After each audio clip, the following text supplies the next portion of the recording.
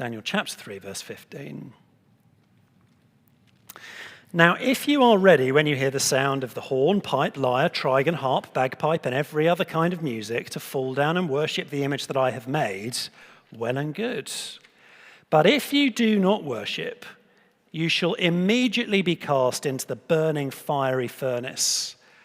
And who is the God who will deliver you out of my hands? Shadrach, Meshach, and Abednego answered and said to the king, O Nebuchadnezzar, we have no need to answer you in this matter. If this be so, our God, whom we serve, is able to deliver us from the burning fiery furnace, and he will deliver us out of your hand, O king. But if not, be it known to you, O king, that we will not serve your gods or worship the golden image that you have set up. Then Nebuchadnezzar was filled with fury, and the expression of his face was changed against Shadrach, Meshach, and Abednego. He ordered the furnace to be heated 7 times more than it was usually heated, and he ordered some of the mighty men of his army to bind Shadrach, Meshach, and Abednego and to cast them into the burning fiery furnace. Then these men were bound in their cloaks, their tunics, their hats, and their other garments, and they were thrown into the burning fiery furnace. Because the king's order was urgent, and the furnace overheated, the flame of the fire killed those men who took up Shadrach, Meshach, and Abednego. And these 3 men, Shadrach, Meshach, and Abednego, fell bound into the burning fiery furnace. Then King Nebuchadnezzar was astonished and rose up in haste. He declared to his counselors, "Didn't we cast 3 men bound into the fire?" They answered and said to the king, "True, O king." He answered and said, "But I see 4 men unbound, walking in the midst of the fire, and they are not hurt. And the appearance of the 4th is like a son of the gods." Then Nebuchadnezzar came near to the door of the burning fiery furnace. He declared, "Shadrach, Meshach, and Abednego, servants of the Most High God, come out and come here." Then Shadrach, Meshach, and Abednego came out from the fire. And the satraps, the prefects, the governors, and the king's counselors gathered together and saw that the fire had not had any power over the bodies of those men. The hair of their heads wasn't singed. Their cloaks were not harmed, and no smell of fire had come upon them. Nebuchadnezzar answered and said, "Blessed be the God of Shadrach, Meshach, and Abednego, who sent his angel and delivered his servants, who trusted in him, and set aside the king's command and yielded up their bodies rather than serve and worship any god except their own God. Therefore I make a decree. Any people, nation, or language that speaks anything against the God of Shadrach, Meshach, and Abednego shall be torn limb from limb, and their houses laid in ruins, for there is no other God who is able to rescue in this way." Then the king promoted Shadrach, Meshach, and Abednego in the province of Babylon.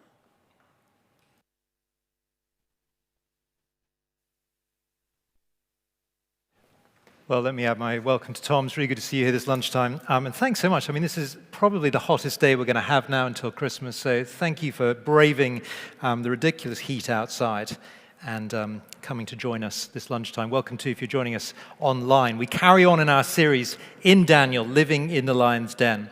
And we're dipping into this ancient book and to ask the question, what does it have to teach us today as we consider what it means to be one of God's people, a Christian, here today? Now in Daniel chapter 3, that little bit we've just heard read out, God's people are so convinced that their God is powerful and just and good that they're prepared to stand against the flow of where everybody else is going and to do what is right in the Lord's eyes. To stand, in this case, very directly and personally against a tyrannical leader, King Nebuchadnezzar, and instead to stand for God. Now, it's particularly intense in this example because, of course, their lives are at stake. The big point, I've tried to capture it there, you'll find this handout hopefully useful just to guide us through our time. You'll see the introduction there. I've said to sin or to suffer. Essentially, serving God faithfully never requires God's people to make a sinful decision. But to serve God faithfully will often be the less attractive, the less trodden path. And so it will potentially open up a path of difficulty or suffering or setback. And that's why I've put it like that, to sin or to suffer. I think we're very good as human beings, aren't we, at sort of trying to find sort of compromise, being tempted just to sort of, a little sin with our fingers crossed. Surely the Lord won't mind, it's what everybody else is doing. And the big point here is God never requires us to sin, even in a small way, to be faithful to him. Now, during preparation, I read about, there are lots of examples through history which really bring this to bear. This was one that really stood out, and I think captures the tone of what we're talking about in Daniel 3 really well. It's a more recent example. It happened back in June 1950. So what's that, about 75 years ago?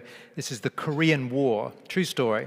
Now, the communist forces from North Korea, supported by China, Soviet Union, they invaded South Korea.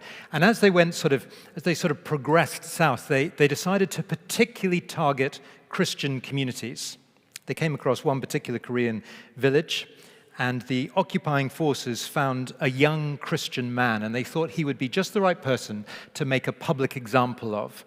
And so they gathered together, everybody into the town square. As I was reading the bit of history, it sort of had lots of Hunger Game sort of vibes to it. But again, as I said, this is a true story. And everyone gathered in the village, and this young Christian man was placed right in the center of the town square.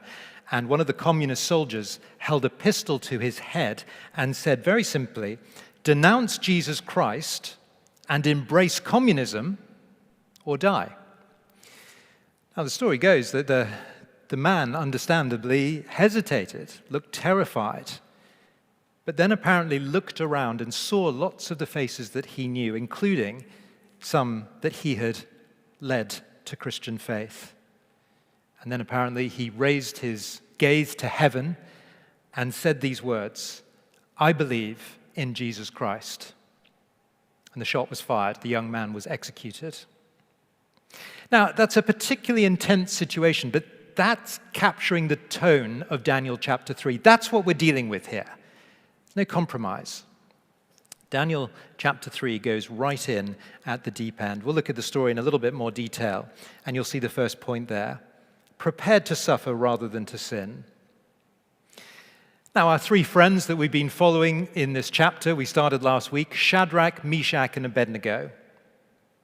Well, they make this clear with their statement back to the king. You remember what the king had just said? The king had said, "You must bow down to my image." Dealing with them personally, "You must bow down or you'll be thrown into the fire." Look at their answer, verse 16. Shadrach, Meshach, and Abednego answered and said to the king, "O Nebuchadnezzar, we have no need to answer you in this matter."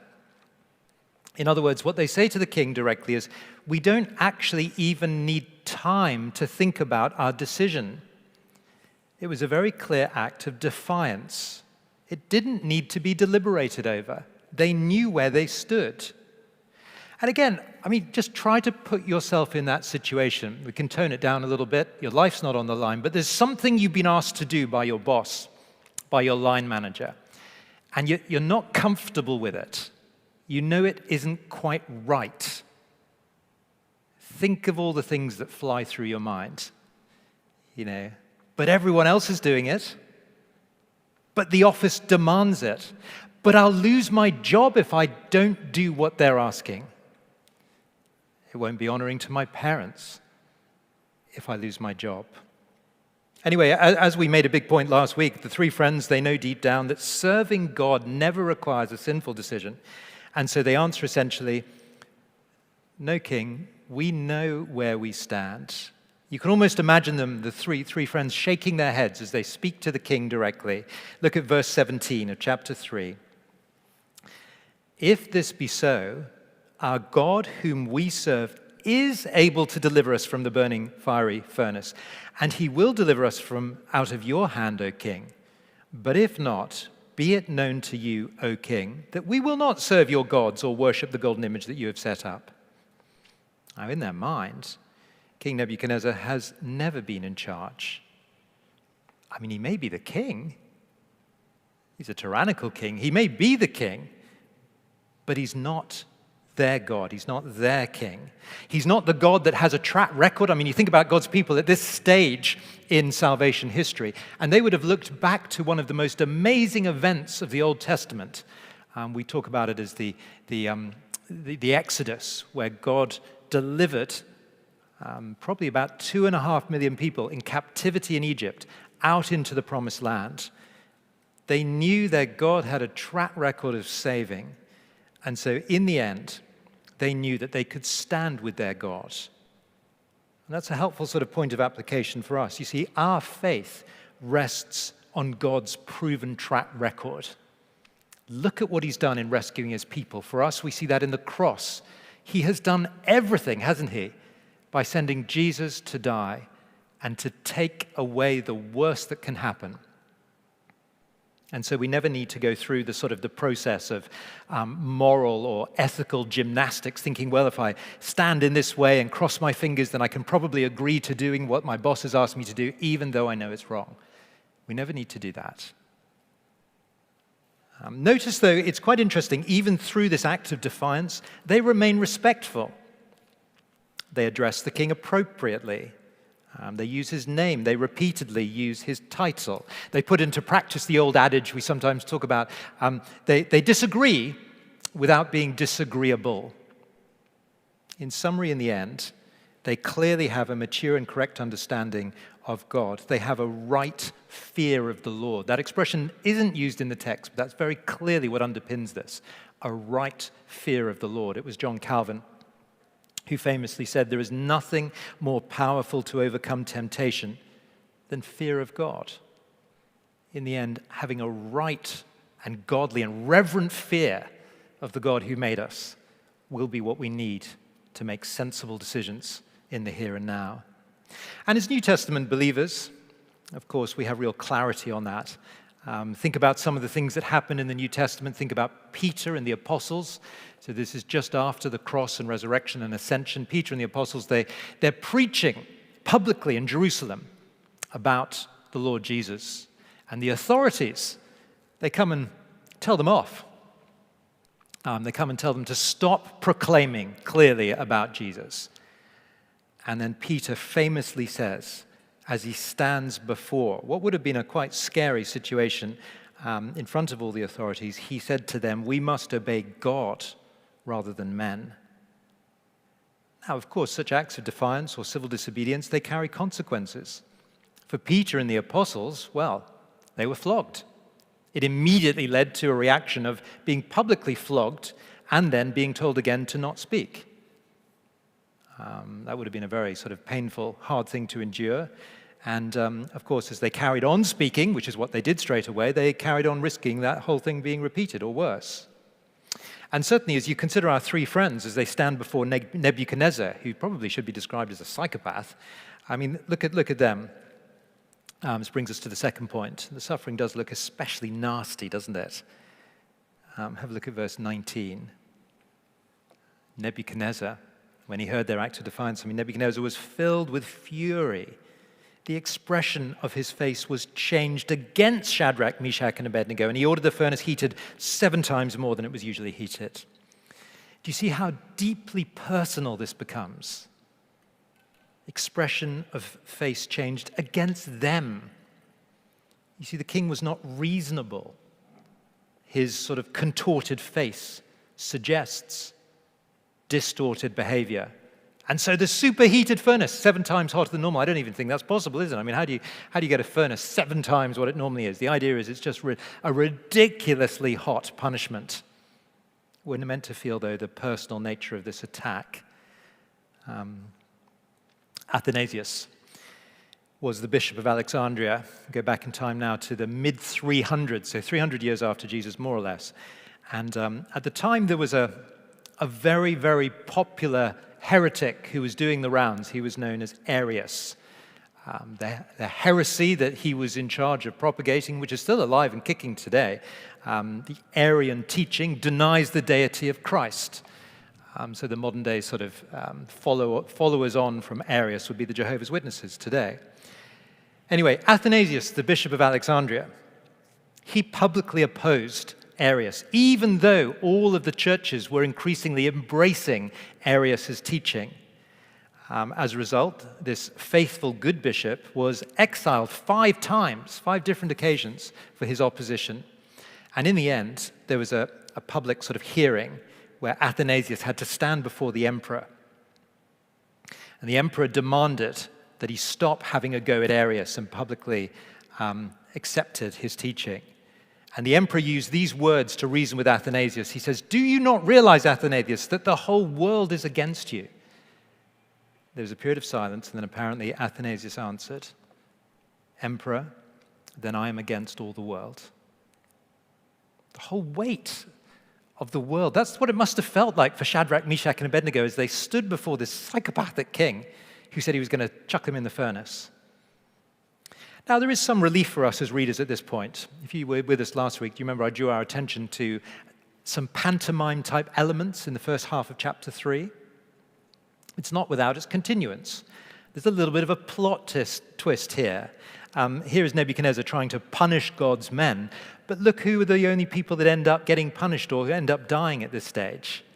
The only people who die are his own. As they even get close to the furnace, it immediately kills them. And certainly I think that functions for us as readers to sort of relieve the pressure a little bit. Perhaps it sent a little bit of a message as well to our 3 friends as they faced this really scary trial going into the fiery furnace, to see that there was a little bit of divine justice going on at this stage. Anyway, the inevitable happens. End of verse 23, the 3 men get chucked into the burning fiery furnace. Now, I think even if you'd never read beyond this point in your life, you'd be pretty confident that the unexpected was about to happen. You see, the flow of the story has sort of set that up.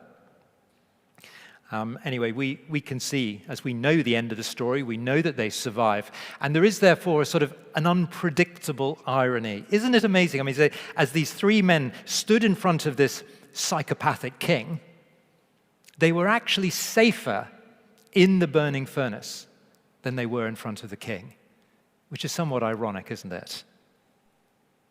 And that brings us to the last point there. The Lord remained with them through it all. We rejoin the story in verse 24. King Nebuchadnezzar was astonished, and he rose up in haste. "Did we not cast 3 men bound into the fire?" They answered and said, "True, O king." He answered and said, "But I see 4 men unbound walking in the midst of the fire. They're not hurt, and the appearance of the 4th is like a son of the gods." Now, these supernatural events do not leave Nebuchadnezzar unchanged.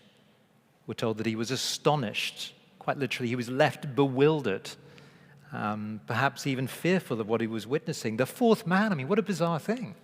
A 4th man walking around in the fire. An angel, possibly. The pre-incarnate Jesus Christ, perhaps. It doesn't really matter. The point is, clearly, a theophany, an appearance of God in some form or other, comfort for our 3 friends, assurance that they've done the right thing. And that's always true. I mean, the Lord doesn't promise to protect or shield us from the hardships in this world, but he does promise to be with us wherever we go. How wonderfully portrayed it is there. And sometimes, of course, it's only as we enter these trials that we're aware of the Lord's sustaining, powerful presence throughout. I mean, life can be, we all want the easy life, we want success, and we want everything to go well. But it's easy just to sort of take our mind off what's actually important when things are going well. And sometimes the Lord will use these difficulties and trials to make us aware of his presence. I remember a situation not so long ago. Some friends had been through a real difficulty. Christian couple. They had a couple of boys, and one of them was diagnosed with cancer at quite a young age. Now, they went through a really, really hard time because it looked pretty certain that this young chap was going to not make it. And that was really hard for them, understandably.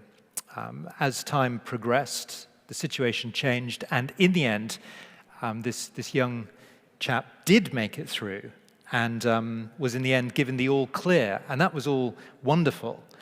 But interestingly, I then did a little bit of a public interview with them, and I asked them if they could explain the experience they had. And I said to the mum who'd gone through all of this, I mean, I can see now that your son is okay and got the all clear. That's wonderful that, everything's all right.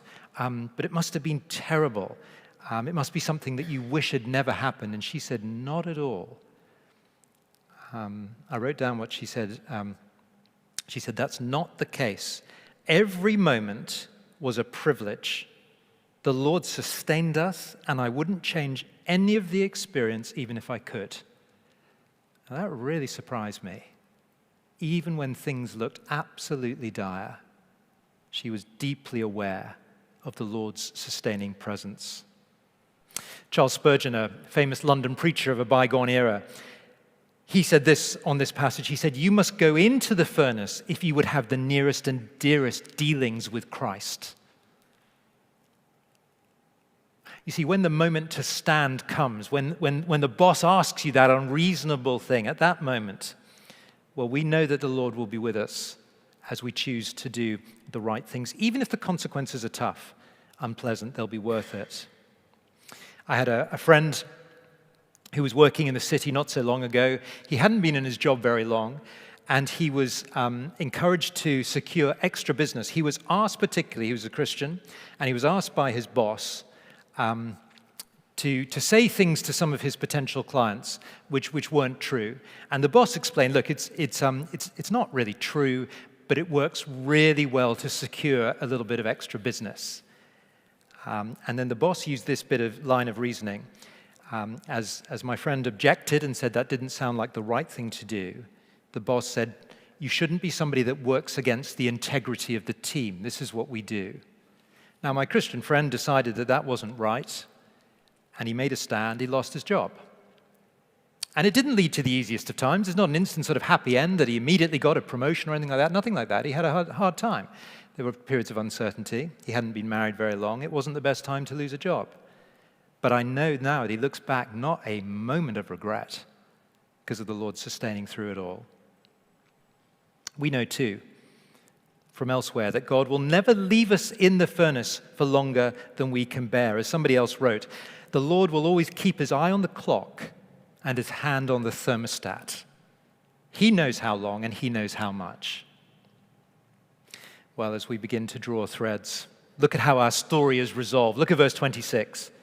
Nebuchadnezzar came near and declared, Shadrach, Meshach, Abednego, servants of the Most High God, come out, come here. And they came out of the fire. And that brings us to the conclusion. You see, the Lord will always deliver his people in the end. And there are some wonderful little details here. Look at verse 27.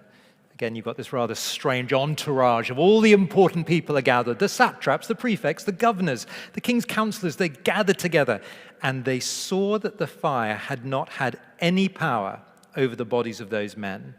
The hair of their heads was not singed, their cloaks were not harmed, no smell of fire had come upon them. You see, the deliverance, this is the most important bit. The deliverance was so much more impressive this way. Sure, the Lord could have saved them from the fire, but instead he saved them through the fire. And to really rub home the point, remember that same fire had totally annihilated the king's men, the guards. They got killed straight away. And now we're told on our three friends, not even a trace of fiery smell on their clothes. That's how much the Lord protected them. Well, as God's people today, living this side of the cross, we stand in a situation now of complete deliverance because of what Jesus did. I mentioned it already earlier on. The worst that can ever happen to any human being is to face God unforgiven. To have turned your back on God, to have not accepted his free pass through Jesus Christ and his death. Jesus took God's punishment. Jesus took the worst, if you want to sort of portray that as a fiery furnace, the worst imaginable punishment. Jesus took it. And what that means is that we can face, sometimes bad things. But they'll always only be relatively bad compared to the worst that can happen. And we can face them with confidence, knowing that the worst that can happen to us has been dealt with by Jesus.